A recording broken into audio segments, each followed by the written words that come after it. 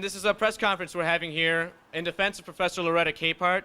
She's a university professor here on campus. She's been here for several years and has been teaching for the Justice Studies Department. We're having this press conference because Professor Loretta Capeheart has had her free speech rights infringed on by the university administration. She's also had her academic freedom infringed on by the university administration. We're having this press conference because we think this is an important issue right now. This is a Hispanic-serving institution. It's a minority institution. This free speech rights are so important here, especially because of the working-class nature of this campus. We have military recruits who come on this campus. We have minority students who can be harassed by Homeland Security on this campus. We have a range of different issues that are going on here.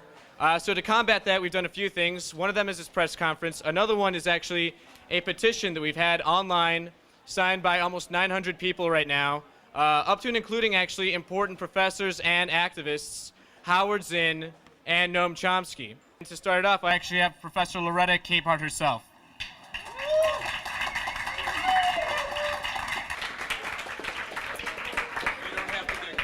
Okay, yeah. Thanks, and thank you all for coming out. I think this is an important issue for each and every one of us, as are the struggles of other faculty across this country who are being silenced by their university administrations, and I think it's absolutely appalling. This is to be the place of ongoing debate and discussion of important issues. Probably the most important fight that I've been involved with here on this campus was back in 2004 when the faculty and staff went out on strike against the administration because of our working conditions and our pay. And it was an incredibly important time for the solidarity of the faculty, staff, and students here, and it was an inspiring thing to be a part of.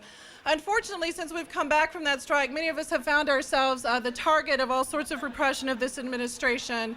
And as a Gold Star aunt, someone who's lost a very important person to me in this war, I've been very active in anti-recruitment activities on the campus and anti-war activities, as I think is my right as a citizen of this country, and certainly within the realm of academic freedom, if not at least protected by the First Amendment. Unfortunately, during those activities, I was threatened with arrest and all sorts of harassment for speaking out, as I think is not my right, but also my responsibility. I was also punished for speaking out in support of hiring more Latina and Latino faculty on this campus, and as one of very few Latina faculty on this campus with tenure. Again, I think that's not just my right, but my responsibility. Yet that it's not seen that way by this administration and is in fact instead seen as problematic. And again, the case is ongoing, and the arguments we've heard so far from the university is that as a state employee, I have no right to free speech, and I find that appalling. I think that we all have the right to free speech. It's, again, a First Amendment right, and especially those of us who work for the state of Illinois, I think, need to preserve our free speech rights because we see the kinds of corruption that goes on in this state, and if only people were able to speak up against that, I think it wouldn't happen so often.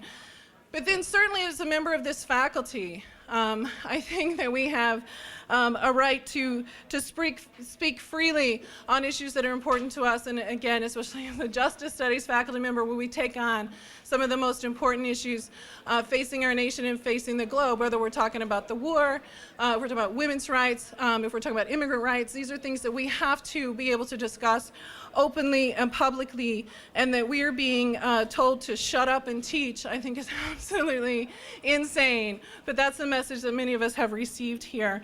So again, I want to thank you all for being here, and all of you who have signed the petition. I've just felt an overwhelming sense of support for what's going on there, and I'm going to let other people speak now. Thank you. I just want to say the Union for Puerto Rican Students and Que Onda Sola, in any instance where there is repression of free speech rights, you can be very sure that we will stand alongside any other organizations and faculty, especially our activist professors here at the school, that are demanding free speech rights here at the school. It's ridiculous that a school that claims or that uses the tagline, learn in the city and lead in the future, is actually repressing our free speech rights. There's no way that we can lead in the future if we don't have a voice. I just want to reiterate the basis of the limitations of Loretta's free speech. She's a faculty member who played a leading role in the strike in 2004. She defended students arrested for protest of a CIA recruitment event. And needless to say, she doesn't lose her right to do that by being a faculty member. She apparently contradicted the provost on a matter of recruitment and retention of Latino faculty. As a result, it appears to be that she has been retaliated against. She has been denied appointment to her duly elected post as department chair, elected by her department. She has been denied merited awards.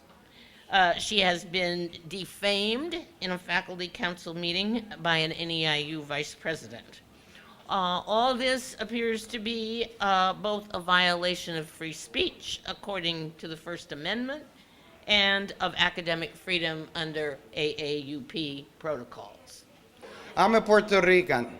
I'm a first-generation immigrant into this country, and when I came here, I was amazed about the excessive euphoria, like the saturation of American flags, liberty, freedom everywhere, in every TV commercial, in every logo of a company or store. And I said, why do they have to do this thing? If they're claiming that they are the best democracy in the world, how come that your freedom of speech is reserved to that corner there? Is that the best democracy of the world? And those are the kind of things that just make me ponder and wonder a lot about what really goes on.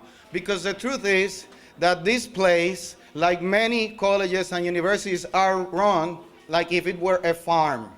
In Puerto Rico, we call it a finquita. A better translation would be a plantation, and we all know what the term plantation means in the history of this country. The people that run this university are nothing more than political hacks that got their positions because they are politically connected. I don't know. I just had to ask the question, how much the president has had to pay Rod Blagojevich to get her position? And when you have Professor Capeheart question, how come you have this institution that has so many Latino students and so few Latino faculty? They use the fact that this institution has so many Latino students to get extra money. They claim it's a Latino serving institution, but they use it only for their own ends. And because Professor Capeheart went and told the truth and said this university is not serving Latino students, she came under attack. And she's not the only one that has suffered a lot in here. The Department of Linguistics was forced to undergo forced therapy, like if this was Stalinist Russia. They were forced, they were told, if you don't go and sit down with this therapist, you're going to be fired. So dissidence in this university amounts to being crazy.